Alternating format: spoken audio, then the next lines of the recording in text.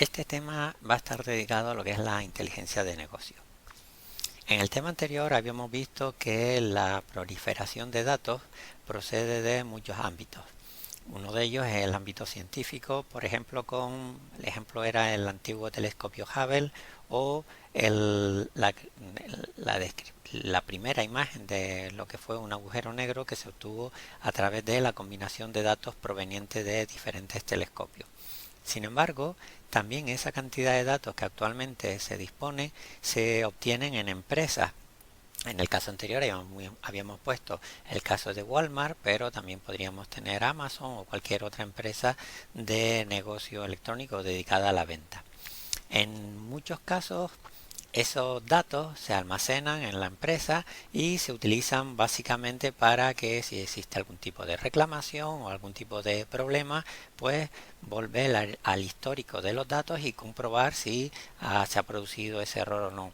Imaginemos que realizamos un pedido en un comercio electrónico y a la recepción pues no recibimos lo que esperábamos. Si presentamos nuestra reclamación, el comercio puede comprobar si efectivamente nosotros habíamos solicitado lo que hemos dicho o en el momento de la compra pues por un error no marcamos la cantidad de productos correcta y se nos envió de forma incorrecta y en ese caso pues la empresa no estaría exenta de responsabilidad. Sin embargo, esos datos contienen muchas veces información valiosa que si se convierten adecuadamente pueden servir para que esa empresa pueda mejorar su proceso de negocio y por tanto mejore su posición frente a la competencia. Por tanto, la inteligencia de negocio vamos a ver cómo no es una única metodología o una única software o aplicación, sino que realmente es un conjunto de diferentes metodologías y diferentes aplicaciones y tecnologías, todas con el objetivo común de transformar los datos que dispone la empresa en información que sea útil para mejorar ese proceso de negocio de la empresa. Esta información que se obtiene, esa información estructurada, se puede utilizar a dos niveles. La primera de ellas, que es la más habitual, es la explotación directa mediante el uso de informes o de análisis OLAP. Es decir, para ver, por ejemplo, si se están produciendo desviaciones en cuanto a los objetivos marcados frente a el funcionamiento de la empresa o poder llevar una visión más clara de, por ejemplo, los gastos o los costes de la empresa. Otra forma, otro nivel al que se podría utilizar estos datos es mediante su conversión en conocimiento mediante reglas, por ejemplo, haciendo uso de algoritmos o técnicas provenientes de la inteligencia artificial y más concreto del aprendizaje automático. De esta manera, la empresa, mediante esos datos y esos modelos obtenidos mediante aprendizaje automático, podría prever y anticiparse a determinadas situaciones que la pondría en una situación mejor que sus competidores. Ahora bien, ¿quiénes son los usuarios de la inteligencia de negocios en una empresa?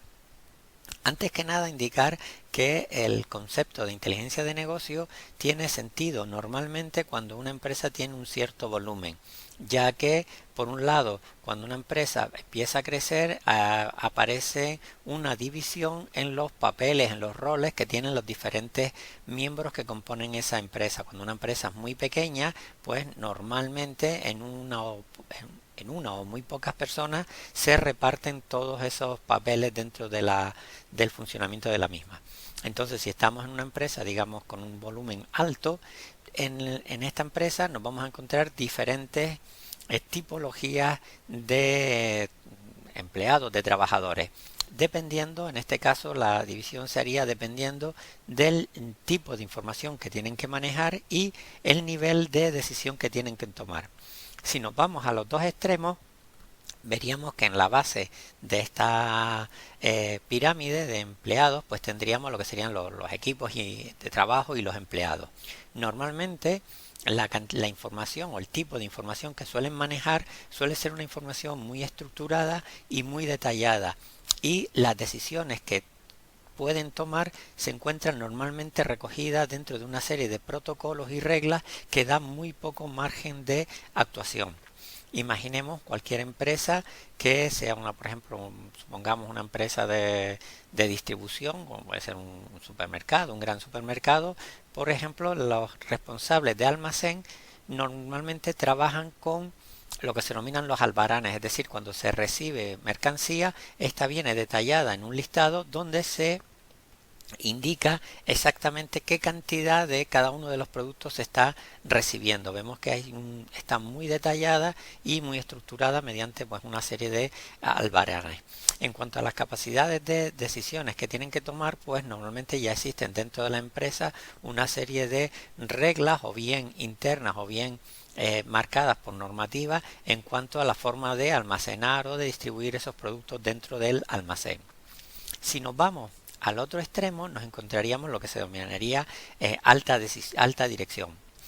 Este grupo de trabajadores o de empleados de la empresa, normalmente el tipo de información con la que trabajan es con una información agregada, es decir, no trabajan al detalle, y normalmente está desestructurada, ya que normalmente tienen que tomar decisiones que afectan más al funcionamiento de la empresa a largo plazo. Son más bien decisiones estratégicas a la hora de decidir el funcionamiento de la empresa. En este sentido, volviendo al ejemplo, por ejemplo, de una cadena de supermercados, la dirección de esa cadena pues tendría que tomar decisiones del tipo si establece un nuevo establecimiento en una población o no, y para ello tiene que hacer uso de distintos tipos de información, como puede ser la cantidad de población que vive en esa zona, el nivel de adquisitivo de la misma, tipología. No es lo mismo, por ejemplo, una ciudad o una zona donde sea ciudad dormitorio, una zona donde sea, por ejemplo, de comercial o empresarial. Entonces, digamos que ese tipo de decisiones de, por ejemplo, de crear o no crear un establecimiento, tiene que utilizar otro tipo de información que no es la misma que se maneja, digamos, lo que serían los empleados de la empresa o los equipos de trabajo. Y en medio nos encontraríamos lo que se denomina, pues como su nombre indica, mandos intermedios. Es decir, son aquellos que tienen que llevar a cabo pues la operatoria de esa empresa, y utilizan normalmente una información, digamos, un poco semiestructurada. Pensemos en el mismo ejemplo que seguíamos antes, en el responsable de un supermercado. Normalmente el responsable de un supermercado tiene mayor margen para tomar decisiones dentro del ámbito del supermercado, el establecimiento de turnos, establecimiento de determinadas ofertas o promociones, siempre siguiendo unos patrones o unas directrices tomadas desde la alta dirección en cuanto, por ejemplo, a niveles de venta u objetivos de venta. La arquitectura con la que nos vamos a encontrar en un sistema de inteligencia de negocio o de business intelligence es la que tenemos aquí. Por un lado tenemos lo que sería la entrada de datos, que procederían pues bien de ficheros planos, externos, incluso en muchos casos externos a la propia organización, de sistemas de gestión con los clientes, de sistemas de gestión empresarial. Y por último, y digamos que suele ser la fuente principal de datos de un sistema de inteligencia de negocio, estarían los sistemas operacionales de la empresa. Es decir, si volvemos al caso de una empresa de supermercado, pues sería las ventas que se hacen, cuántas ventas se hacen, de qué se venden los productos, y por ejemplo se podría ver casos, por ejemplo, como qué días se venden más, qué días se venden menos, qué productos se venden más por fechas y demás, y eso se sacarían todo de lo que serían los sistemas operacionales. Todos estos datos se integran en lo que sería el almacén de datos de la empresa, el Data Warehouse, mediante un proceso el proceso se denomina un proceso ETL. ETL es el acrónimo de extracción, transformación y carga de datos. Y una vez se realiza ese proceso y se tienen toda la información estructurada en lo que sería el almacén de datos de la empresa, de aquí sería donde se suministraría la información a los distintos elementos que consumen y que dan esa información a los responsables de la empresa, como podrían ser análisis o lab, informes o minería de datos. Dentro de estos elementos o finales que forman parte del sistema de inteligencia de negocio, tendríamos uno muy utilizado, son las denominadas consultas. El término inglés suele ser querying and reporting. son herramientas que lo que van a permitir es, a partir de esos datos, generar una serie de informes y de listados de tal manera que se pueda seguir el día a día o cómo va funcionando en la empresa. Estas aplicaciones de consulta tienen una serie de características. Actualmente ya no son aquellas aplicaciones que simplemente se limitaban a sacar un listado en papel agrupado por distintos niveles. En este caso ya pues, ofrecen otra serie de características, por ejemplo, como diferentes niveles de acceso a la información dependiendo del usuario, es decir, normalmente ya muchas de ellas son sistemas web, servicios web, mediante los cuales una vez el usuario se accede introduciendo su clave, pues tiene acceso a una determinada cantidad de información de la empresa. Normalmente, pues en los niveles más bajos de la empresa, pues suele tener menos acceso a la información, mientras que a medida que va subiendo en los niveles, pues se suele tener más nivel a mayor cantidad de datos de la empresa. Por otro lado, estos informes intentan ser o son pues dinámicos en el sentido de que de una manera fácil permitan mostrar la información pues agregando o desagregando por distintos niveles.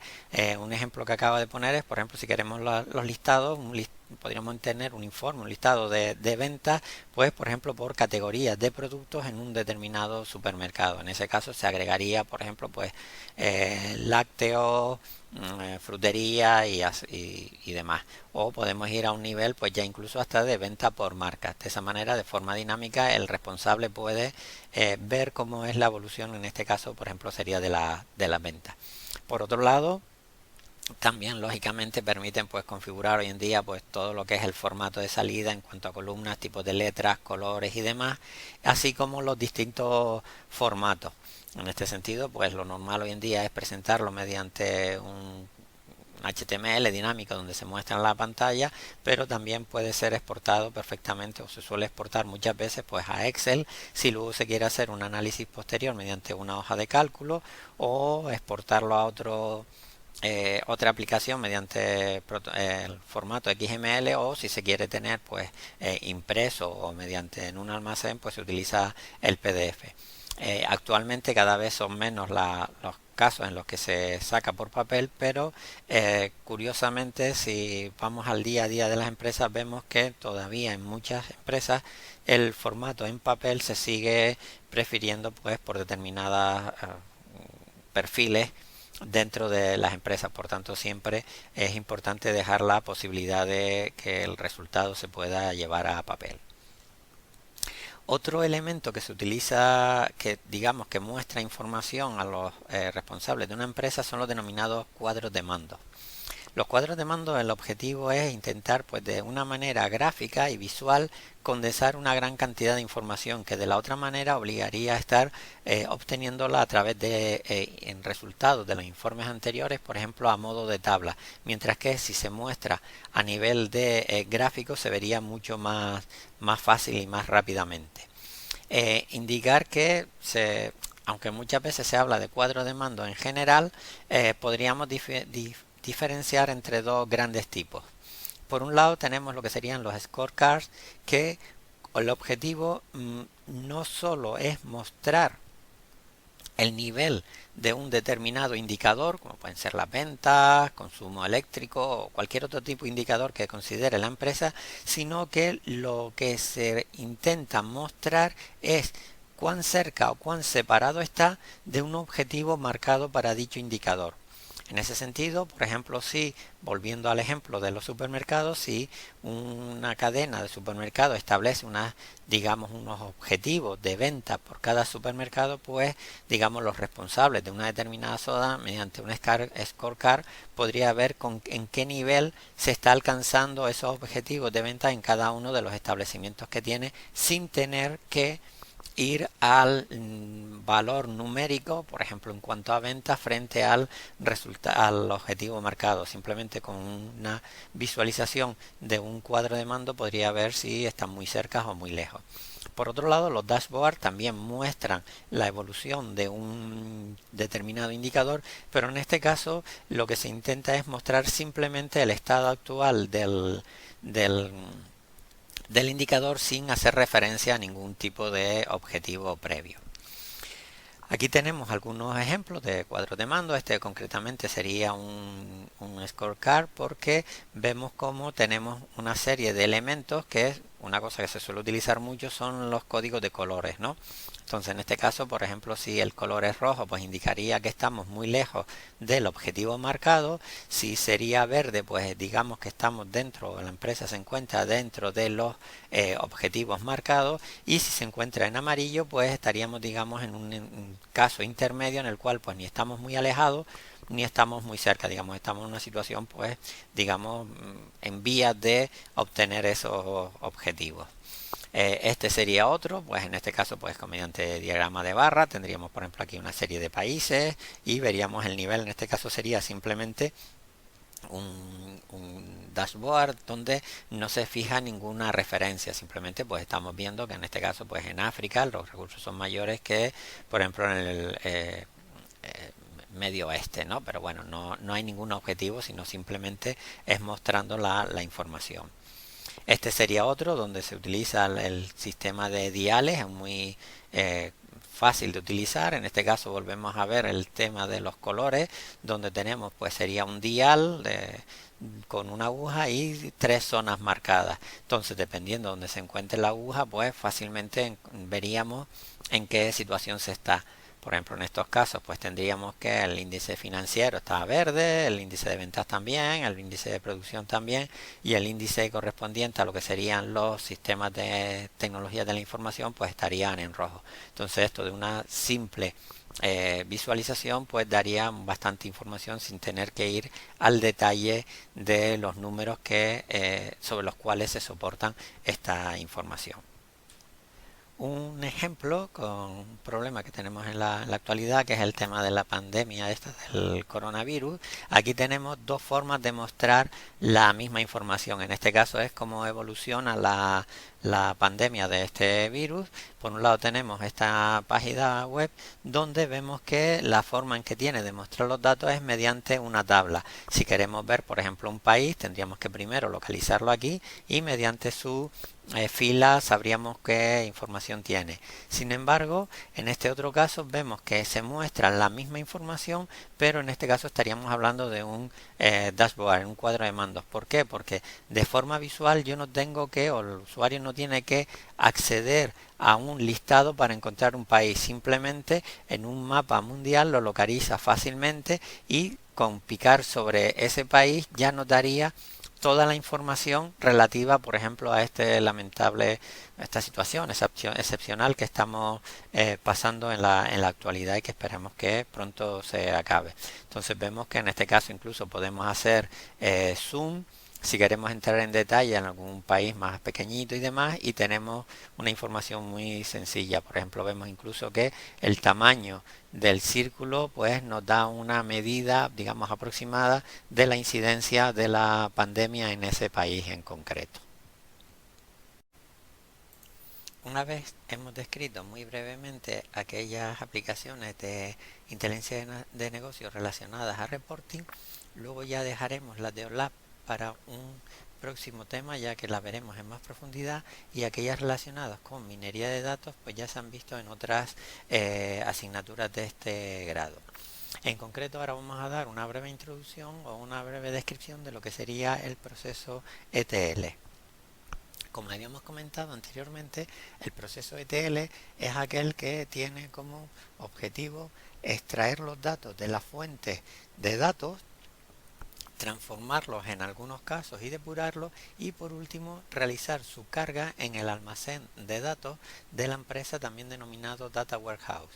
Indicar que normalmente esta fase o este proceso es de los más costosos, ya que suele suponer alrededor del 80% del tiempo necesario para crear ese almacén de datos que será la fuente luego de las distintas aplicaciones de inteligencia de negocio. El primer paso en este proceso de ETL es fundamentalmente definir cuáles van a ser las fuentes de datos. ya que normalmente en una empresa se dispone de multitud de repositorios, normalmente dependientes o bien de departamentos o bien de secciones o según se organice la empresa. Por otro lado, también se puede acceder a información no interna a la empresa, sino externa. Ya habíamos comentado que incluso si tuviésemos una empresa de distribución, se podría incluso pues saber cuándo se van a producir determinados eventos para prever el consumo de algún tipo de producto en concreto, o si fuéramos más allá, se podría incluso hasta introducir en los análisis variables como pudieran ser predicciones meteorológicas que normalmente afectan a los consumos de los hogares. Una vez se han definido las fuentes de datos, pues nos vamos a encontrar con tres tipos de datos normalmente. Nos vamos a encontrar por un lado con datos estructurados, semiestructurados y no estructurados. Una definición de esto ya lo vimos se vieron en la asignatura de Sistemas Inteligentes 1, donde veíamos cada uno de ellos y cuáles eran normalmente las estructuras o los almacenes de datos que se suelen utilizar. Así se había comentado que los datos estructurados normalmente nos los encontramos en bases de datos tipo relacionales, tipo SQL, o bien en hojas de cálculo.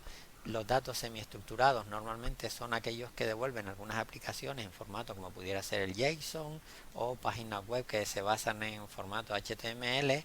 Y por último tendríamos los datos no estructurados, que podrían ser aquellos provenientes de textos o imágenes o información visual que se encuentra disponible en la red. En este caso, pues normalmente la forma en la que se suelen almacenar suelen ser en bases de datos no relacionales. El proceso de ETL es importante indicar que se realiza en dos momentos. Un momento es cuando se realiza la carga, lo que se denomina carga inicial del almacén de datos, y es cuando se comienza a llenar este almacén de datos para su posterior utilización. Y luego es necesario este almacén de datos pues mantenerlo actualizado con cargas, digamos, de lo que podríamos definir periódicas. Así normalmente se suele hacer dependiendo de la tipología de empresa o el tipo de negocio, pues se podría llegar a ser de lo diario, por ejemplo durante la noche hacer la carga, o semanal dependiendo del tipo de aplicación en la que estemos trabajando. Dentro de las tareas más habituales que nos podemos encontrar o que se pueden encontrar en el proceso de transformación son aquellas que lo que hacen básicamente es cambiar el formato o cambiar el tipo de datos, pero sin añadir información nueva. Así, por ejemplo, una posibilidad es cambiar el formato de datos.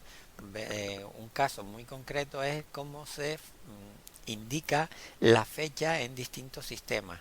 Existen distintos sistemas para mostrar la fecha, y dependiendo incluso del país pues varía. Por ejemplo, en los países anglosajones se suele dar primero el mes, luego el día y por último el año, mientras que en otros países, normalmente España, se utiliza pues primero día, mes y año. Luego nos encontramos que en algunas aplicaciones el mes se da como las tres primeras letras del mes, y con otros sitios se utiliza un número para indicar el mes.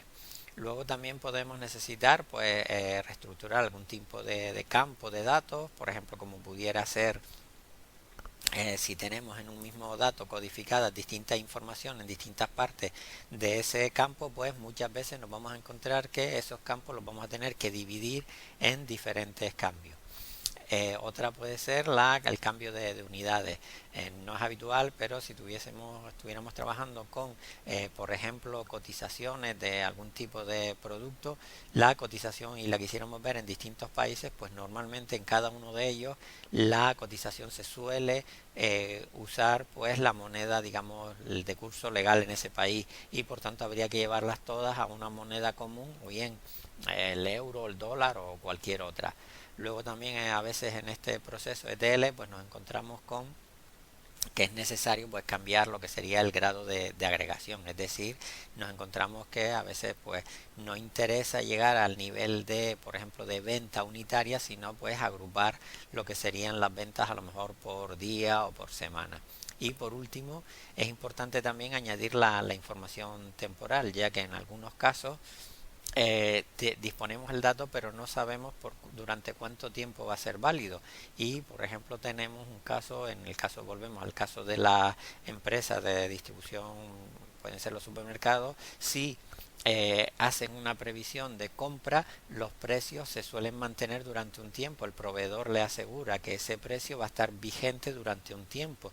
Pasado ese tiempo, ese precio probablemente ya no sea el mismo y haya cambiado. En cuanto a al proceso de ETL, en cuanto a la depuración, pues ya habíamos visto en que los más habituales pues pueden ser encontrar valores perdidos. Es decir, si tenemos un conjunto de datos y tenemos algún valor perdido, pues normalmente se suele añadirle un valor, o bien encontrar información que se encuentre duplicada o valores inconsistentes. A esto es a lo que se le suele denominar limpieza de datos. Dentro de la limpieza de datos ya habíamos comentado en la asignatura de Sistemas Inteligentes 1 las distintas técnicas, por lo cual vamos a ir un poco, digamos, repasando lo que habíamos visto allí. En el caso de los valores perdidos, lo que se intenta es pues asignar un valor al que se desconoce. Ya habíamos visto que puede ser, ese valor se puede desconocer porque no sea pertinente aplicarlo, o porque simplemente en el momento de su adquisición no se introdujo. Bien, habíamos comentado que este método también se denomina método de imputación. Uno de ellos pues puede ser alguna técnica de estimación estadística, como pudiera ser la media o la varianza. Aquí habíamos visto que en estos casos pues teníamos un problema, ya que si existen datos que existe una relación entre distintos atributos de nuestro conjunto de datos, pues cuando usamos la media le va a dar el mismo valor a todos los valores perdidos y por tanto se va a perder esa relación. Aquí por ejemplo teníamos que, si los valores perdidos era el de la atributo 2 en la fila 2 y la fila 9, pues vemos que en ambos casos le va a dar el mismo valor para la media, ¿vale? Aquí. Y sin embargo vemos que la relación entre el atributo 2 y el atributo 1 se pierde, cuando normalmente sería 2. Por tanto, en este caso sería más adecuado utilizar una técnica más avanzada que tuviera en cuenta la posible relación del atributo que contiene valores perdidos con otros atributos. En ese sentido, pues estamos hablando de valores numéricos, una posibilidad muy sencilla pues pudiera ser simplemente hacer una regresión lineal y en ese caso asignarle al valor perdido el resultado de esa regresión lineal. Los coeficientes de ese regresor, de esa regresión lineal, pues se obtendría con los valores conocidos. Sin embargo, en este caso pues sería muy predecible, y lo que se ha propuesto en algunos autores es la utilización de lo que se denomina imputación estocástica, ¿no? Regresión lineal estocástica, perdón.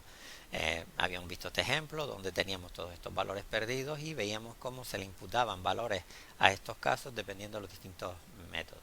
Este sería utilizando la media, vemos que todos tienen el mismo.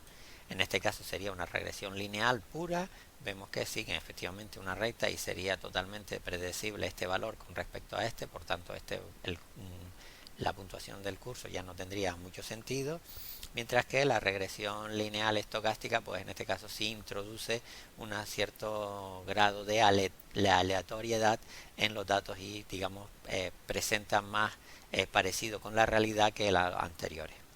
Por último, indicar que se pueden utilizar técnicas mucho más elaboradas procedentes del ámbito del aprendizaje automático, que en este caso ya no se limitarían únicamente a valores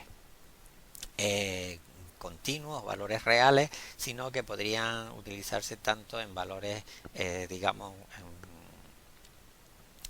nominales, como pueden ser clases, e incluso de algunos métodos como pueden ser los árboles de decisión permiten incluso una mezcla para estimar el valor perdido tanto de datos con valores numéricos como valores no numéricos. En este caso pues digamos que es más amplio las posibles aplicaciones. Lo que les digo que tiene mucha ventaja con respecto, por ejemplo, a una regresión lineal simple, pero también tiene inconvenientes, y es que si ese elemento de estimación, ese mecanismo o método de estimación que vamos a utilizar es muy complicado, muy costoso, como pudiera ser a lo mejor una red neuronal, pues lo que va a ocurrir va a ser que necesitamos entrenar un estimador para cada uno de los atributos, que en algunos casos puede ser muy costoso. Luego, otra de las tareas que habíamos comentado de la limpieza de datos es, por ejemplo, encontrar valores inconsistentes, es decir, valores que normalmente están fuera de rango y por tanto es necesario pues detectarlo. Muchas veces no es que sea un valor erróneo, sino simplemente pues muchas veces lo que se hace se marca como para tenerlo en cuenta y para proceder a una posterior comprobación si efectivamente ese valor es erróneo o no. En este caso pues teníamos la regla de las 3 sigmas, suponiendo que los valores se distribuyen según una distribución normal, pues aquellos valores que están por encima y por debajo de la media más menos 3 sigmas, pues tienen una probabilidad de aparición menor del 1%. Por tanto, son valores que podríamos considerar atípicos y que requerirían la atención por parte, en este caso, del responsable para ver si efectivamente es un valor erróneo o pues es simplemente un valor que no sigue, digamos, la distribución estándar del resto. En el caso de que los valores no se pueda asegurar que sigan una distribución normal, ya no sería posible caracterizarlos mediante la media y la desviación típica, y en este caso pues nos iríamos a un método basado en diagrama de caja, que es el método de Takei, que lo que utiliza es, digamos, los denominados diagramas de bigotes, donde se establece la mediana, el valor para el tercer cuartil, para el primer cuartil, y luego aquí tendríamos lo que se denominan los bigotes, ¿no? Los bigotes serían los que marcan el rango que va entre el primer cuartil, que sería este valor, y 1,5 veces menos el rango intercuartil, es decir, entre este valor y el siguiente valor pues estaría el Q3 más 1,5 veces el rango intercuartil. Cualquier valor que sea menor que este de aquí o mayor que este otro, pues ya se considera un valor fuera de rango o inconsistente y requeriría la atención, como habíamos comentado anteriormente. Con esto terminamos esta introducción a lo que sería la inteligencia de negocio y al proceso de extracción, carga y extracción, transformación y carga de los datos en un data warehouse.